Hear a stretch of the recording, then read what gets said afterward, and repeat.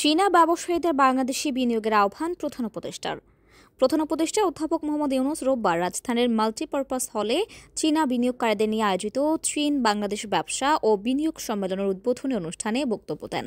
বাংলাদেশকে manufacturing hub হিসেবে গড়ে তুলতে চীনা বিনিয়োগকারীদের বাংলাদেশে বিনিয়োগের আহ্বান জানিয়েছেন অন্তর্বর্তী সরকারের প্রধান উপদেষ্টা অধ্যাপক মোহাম্মদ ইউনূস।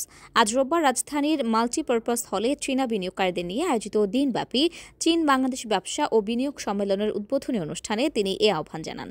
প্রধান উপদেষ্টা চীনা বিনিয়োগকারীদের উদ্দেশ্যে বলেন, বাংলাদেশকে ম্যানুফ্যাকচারিং হাব বানাতে আপনারা এখানে বিনিয়োগ করুন।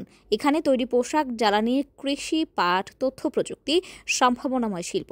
তিনি আরও বলেন, বাংলাদেশের মোট জনশক্তির অর্ধেকের বয়স ৩০ বছরের নিচে। এই তরুণরা কাজে যোগ দিতে প্রস্তুত রয়েছে। তিনি এই তরুণদের কাজে লাগানোর জন্য চীনা ব্যবসায়ীদের প্রতি আহ্বান জানান। বাংলাদেশে চীনের বিনিয়োগ সম্ভাবনা ও বাজার বিষয়ে বিস্তারিত ধারণা দিতে এই সম্মেলনের আয়োজন করা হয়েছে।